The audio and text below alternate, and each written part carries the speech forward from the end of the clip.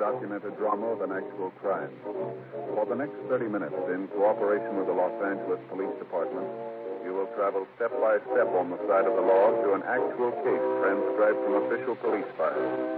From beginning to end, from crime to punishment, Dragnet is the story of your police force in action. It was Tuesday, July 7th. It was hot in Los Angeles. We were working the night watch out of homicide detail. My partner is Frank Smith. The boss is Thad Brown, chief of detectives. My name's Friday. I was on my way into work, and it was 4:58 p.m. when I got to room 42. Homicide. John, are you? Yeah. Been here long? No, I just got in. Sure a beautiful day, isn't it? Yeah, summer's really here, isn't it? This daylight saving time makes a difference. Got a lot more time, seems like. Made me think about my vacation. Well, you're doing a couple of weeks, aren't you? Yeah, first part of August. Mm-hmm. Figured out where you're going yet? Yeah, Faye and I talked it out. You know, Joe, Oh, what's that? I think maybe I had Armin figured wrong. Armin? That's your brother-in-law? Yeah. Mm-hmm. This year, Faye and I got to talking where we're going to spend the vacation. Faye wants to go up to Big Bear. I'm saying Mexico. Yeah. You know, I take a little fishing. I hear the yellows are hitting pretty good. The what? Yellowtail. Oh, You don't fish much. no, I don't like it all. Well, they're supposed to be hitting pretty good, but Faye can't see Mexico. And died if old Armin doesn't chime in and say he thinks Mexico's a great idea. Well, that's swell. Yeah. Tells Faye all about the beaches down there and how good the food is, all about the air, healthy. You know, really sells it. So that's where you're going, huh? No, Faye didn't buy it. It's going to mountains. Well, fishing's supposed to be pretty good up there, too, isn't it? That's what I read, I guess. I don't know. Suppose so, but old Armin, how do you like that guy? He sure surprised me. Yeah, maybe he's going to work out, huh? Yeah. I'll get it. Okay. Homicide, Friday. Yes, sir, it is. I beg your pardon. Could you talk a little louder? Yes, sir. Uh-huh. Yes, sir. Well, when was that? I see. When? Yes, sir. What was that address again? All right, I have it. Yes. Yes, sir, that's right. We'll be right out. Right, bye. Well, we got one to roll on. Kidnapping out in Hollywood. The man on the phone gave his name as Henry Wagner. He said that he'd come home from work and found that his wife was gone. He said on the phone that he'd found a note demanding ransom and cautioning him against calling the police. 5:22 p.m. Frank and I arrived at the house on Temple Hill Avenue. We parked the car down the street from the house and went up to the front door. Frank would remain in the car for a few minutes and then follow. In that way, if the kidnappers were watching the house, they wouldn't be as likely to know that we were working on the case. I rang the bell and waited. Yes, you the police? Yes, sir, that's right. My name's Friday. Oh, hello. Come in, please, quickly. I don't want them to see you. Who's them, sir? The kidnappers. They might be watching. I don't know what I'm going to do. Terrible thing to have happen. Just doesn't make sense. All right, now, sir, if you just try to calm down and tell me what happened here. We want to start right from the beginning? All right. I got home from school about 4:30. Myra wasn't here. I looked at the house for her. Figured, like you said on the phone, that she might have gone to the store. When I couldn't find her, I started looking for a note. That's when I found the ransom demand right there on the coffee table. And you said you got home from school, is that it? Yes, I teach political science at the university. Well, when did you last see your wife? When I left this morning, about 7:30, I have a class at 8. Have you talked to her since? Yes, I called her about 1:15. Did everything seem all right then? I mean, did she seem to be upset or anything like that? No, everything seemed to be normal. Did she say if there was anyone with her when you talked to her? No, if there was, she didn't give any indication of it. I see. I know that this isn't a hoax, if that's what you're thinking. I know that Myra wouldn't do a thing like this. She's a serious woman. I guess you might say that she had a rather dull sense of humor. No, I know that she wouldn't do a thing like this as a joke. No, sir, it's not that. I'm just trying to get all the facts here. What if I can see the note? Yes, I left it over here on the desk. That'll be my partner. I'll let him in if it's all right. That way. Yeah, money. Mr. Wagner, it's my partner, Frank Smith. How do you do, Mr. Wagner? How do you do? I'll get the note. Well, I'd rather you wouldn't handle it anymore, sir. Oh, all right. You going to try to get some fingerprints from it? Is that right? Well, that's the idea, yes, sir. You read it, Joe? Yeah, it's made up of newsprint and cut out of the paper. Looks like one of the morning papers. Yeah. I'll read it to you. Just put $10,000 in 5, 10s, and 20s in a shoebox. Make sure the bills are unmarked. On July 8th, drive up Deer Canyon Drive at 10:30 p.m., 5 miles past the turnoff. You'll see a white string across the road. Drop the shoebox out of the car, go on back home. Your wife will be returned. Don't tell the cops. If you tell anybody, we'll kill your wife. Deer Canyon Drive. Yeah, you know that's up above Laurel. Oh, yeah. $10,000. Do you have that kind of money, Mr. Wagner? No, sir. I don't know how I'm going to raise it. I have to, but I don't know how I'm going to do it. Have you noticed anyone lately that's been in the neighborhood here? I mean, anybody loitering around without any reason to be here? No, I haven't. Of course, you must understand I'm not home a great deal. But Myra didn't say anything about it. I'm sure she would have if she'd seen anybody like that. You and your wife have any enemies that do a thing like this, would you know? None that I can think of. Do you have any household help? I beg pardon? Household help. Anyone that comes in to help your wife with the housework. You know, a day maid, something like that. Well, there's Betty Jo. She comes in once a week to clean up the house. When was she last here? Let me see. That was Saturday. That's her usual day, Saturday. I guess it was then. Didn't you see her last week? No. You see, I had to go out by Pomona this last weekend. A series of lectures I wanted to catch. I left early Saturday morning, didn't get back until late that night. Did your wife go with you? No, she stayed at home. She had a little touch of the virus and figured she'd better stay at home and take care of it. Are you sure this is the right thing to do? Maybe I should have handled it myself. No, sir, you did the right thing. I wonder if you could give us a description of your wife, Mr. Wagner. Why?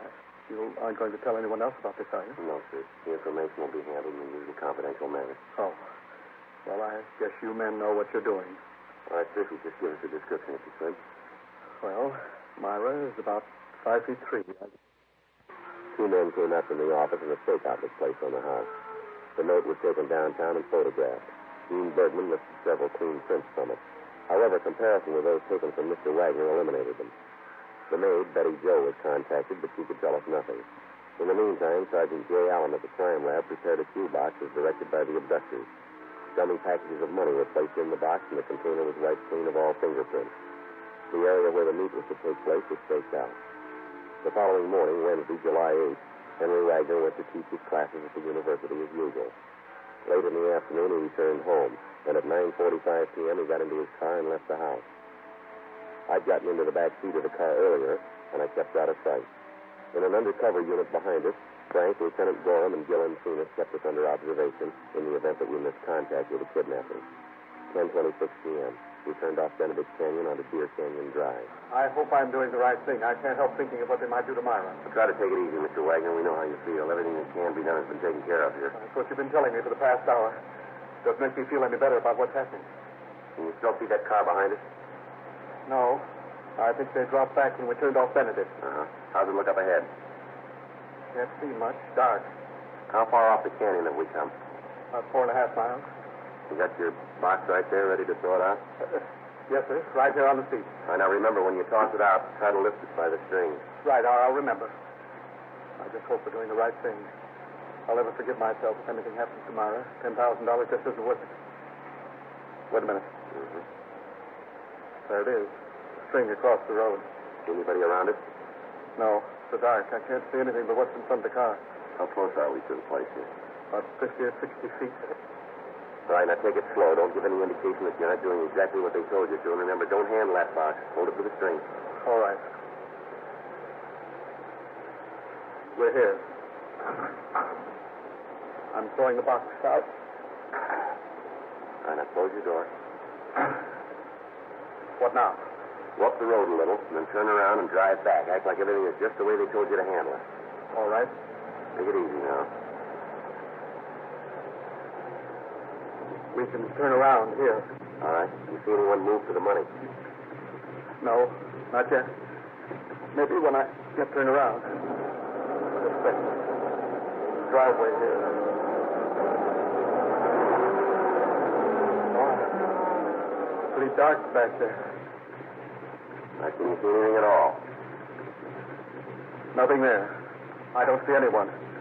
All right, now just keep driving. If there's anybody to pick up the money, it'll look better if you don't cause any trouble. I don't know about all of this, Sergeant. Somehow I still can't get the idea out of my mind that we've done the wrong thing. That they know all about it, that they're going to kill Myra. Now, there's no reason that they should know if there's anything wrong, Mr. Wagner. From what they can see, you're doing just what they told you. They got nothing to tell them any different here.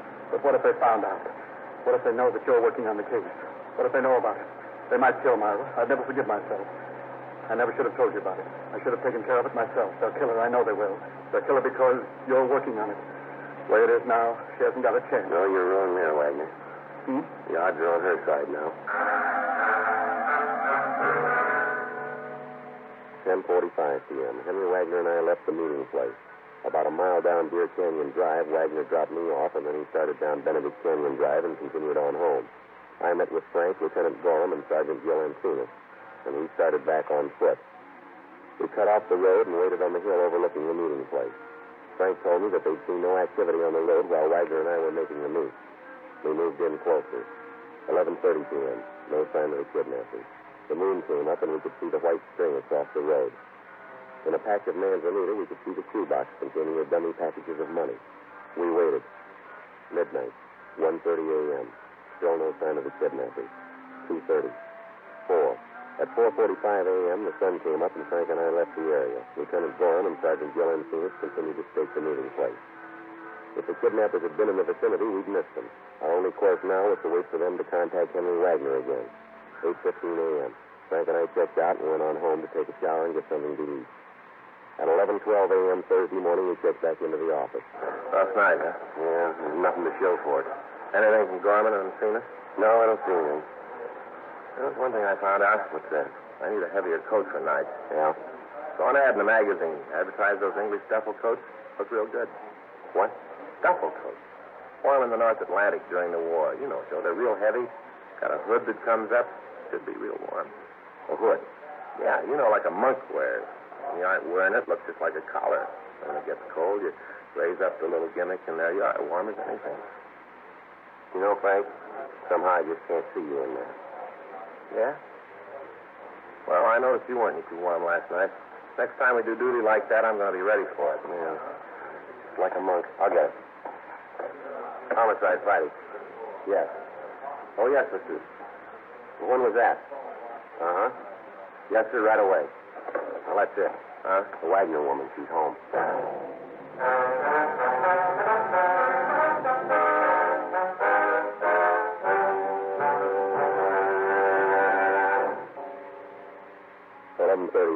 Frank and I drove out to the Wagner home. The officers on stakeout told us that Mrs. Wagner had walked into the house at about 11 o'clock that morning. As soon as she'd gotten inside the house, she collapsed. The family doctor had been called, and she was treated for shock. Other than some scratches on her arms and around her face, she was unharmed. The officers told us that they'd been unable to interrogate her so far. We talked to the doctor, and he told us that we could talk to her until the sedative took effect. Honey, these are policemen. They want to ask you a few questions. What? Police officers, honey. There's Mr. Friday and there's Mr. Smith. Oh, yes. They want to ask you some questions, dear, about the people who took you. Oh, all right. It won't take very long, Miss Wagner. That's all right. I want to help to get them. All right, now if you just tell us how it happened. How it happened? Yes, ma'am.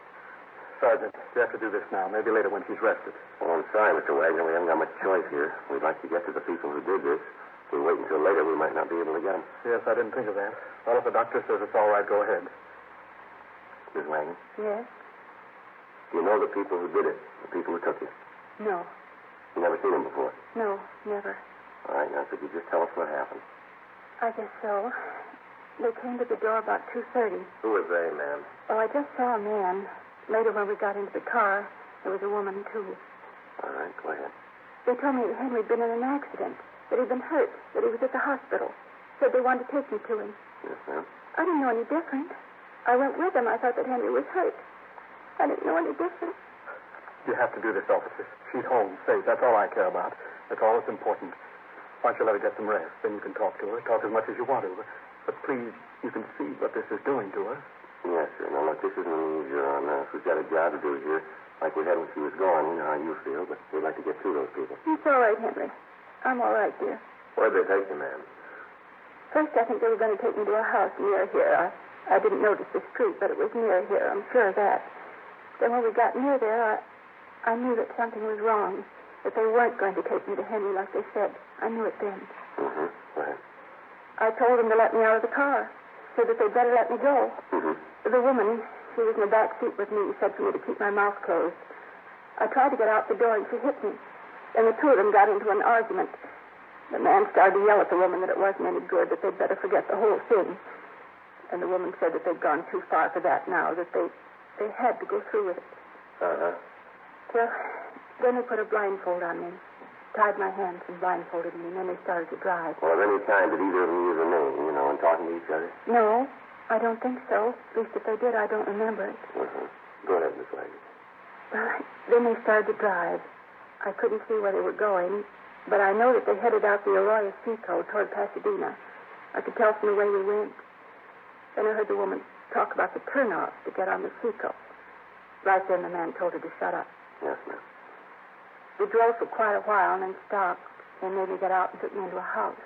Did you have any idea where you were at the time, ma'am? No, I didn't. Mm-hmm. Go ahead, ma'am. Well, they took me into the house and put me in a room. Tied me up. I couldn't move, couldn't do anything. They locked the door, and I could hear them arguing in the next room. The man was really telling the woman off. Said that she was a fool, that she'd really botched the whole thing up. I see. That night, they brought in a plate of food. Told me it was time to eat. All there was some prunes. That's what they said to me all the time I was there, prunes. Never did take the blindfold off. Was there anything at all that would let you know where you were?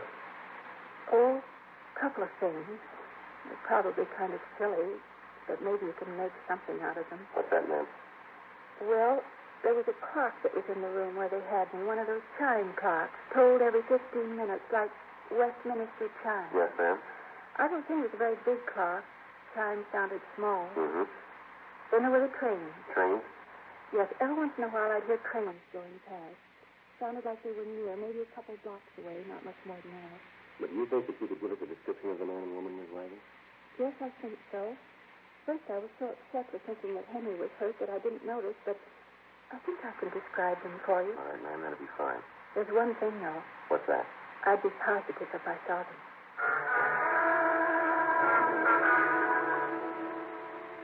12 noon, we continued to talk to the Wagner woman. She gave us a description of the man and woman who had kidnapped her and a description of the car they'd used. We called the information into the office, and a local and an ATV were gotten out. We ran the descriptions through R&I, but we got no mate. 2:45 p.m. As one of the possibilities for identifying the locality described by Mrs. Wagner, Frank and I left the house and drove to the office of one of the milk companies in the city. We talked to the driver that handled the area in which Mrs. Wagner said the kidnappers were going to stop. We couldn't identify the man and the woman from the description. We checked 2 more milk companies, and on the 3rd, we got a tentative identification. The driver of the route told us that we could be asking about a Mr. and Mrs. Thomas Harper, he thought. He gave us their address, and Frank and I drove out there. On the way, we called the names into R&I and had them make a check for us. They said they had a record on a Thomas Harper who answered the description. He'd served time in San Quentin and in Folsom penitentiary. He'd been sentenced both times for armed robbery and ADW. There was no record on Mrs. Harper and no warrants at the present time for her husband. 5:57 p.m. Well, we better try it again, huh? All right. Probably aren't in. The car parked down the street here could be there. Check from that description we got from the Wagner woman. I think somebody's coming. Yeah, what do you want? You Thomas Harper? Yes, sir. Police officers would like to talk to you. What about? Just like to talk to you. All right, go on in. What is it, Tom? Cops. What do they want? Say they want to talk. I don't know what about. Just a routine investigation. What are you trying to kid? What do you mean by that, Harper? Somebody's done something, you need a pigeon. I got a record, so I'm right for you guys to lean What's on. the matter? You got something to worry about? Not a thing in the world, but I know you guys, you're going to try. What do you want, anyway? Do people tell us your activities for the past 4 days? What for? Just tell us, will you? Yeah, tell us. You got an angle where you wouldn't be here. You're trying to pin something on us, and you know it. You want to tell us what you've been doing? You haven't left the house at all. Can you prove that? Prove it to who? You? You got no right to come in here and ask a lot of questions. She's right. You haven't got any right to do that. Maybe you pull us in and get out of here. All right, Harper. Getting ready to leave anyway. We'll see you later. Yeah, let's go, Frank. All right.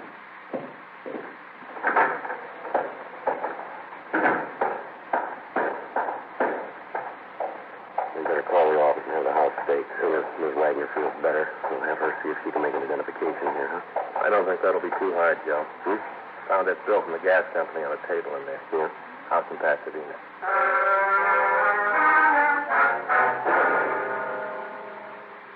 Harper's mugshot had been pulled and sent to the Wagner home for identification. Mrs. Wagner was still under sedative.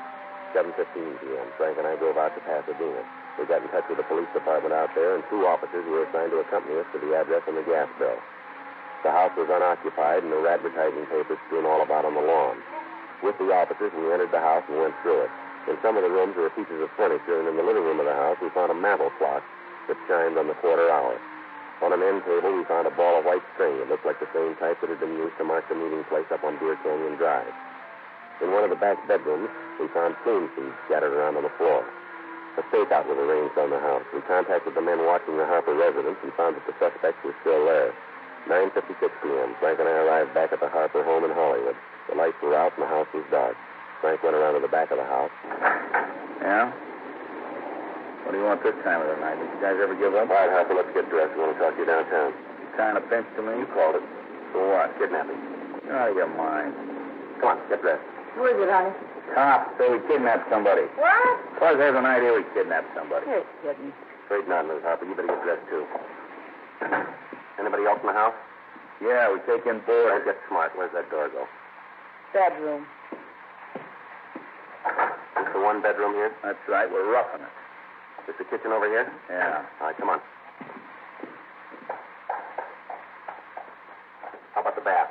In there. All right, we'll all go. Come on.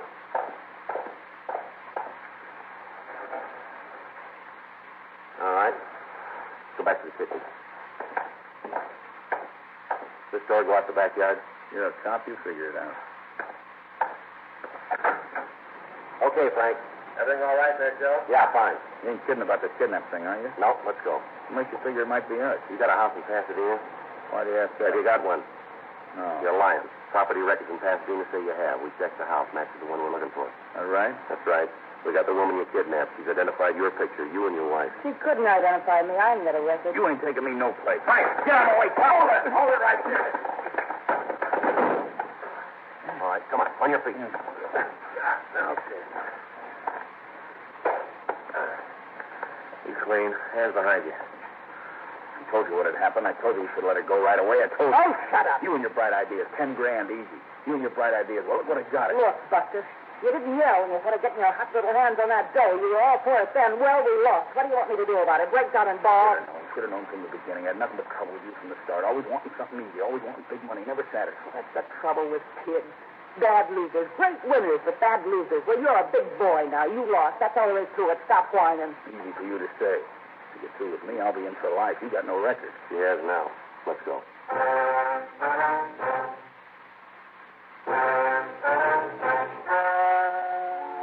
The story you have just heard was true. The names were changed to protect the innocent. On November 10th, trial was held in Department 98, Superior Court of the State of California, in and for the County of Los Angeles. In a moment, the results of that trial.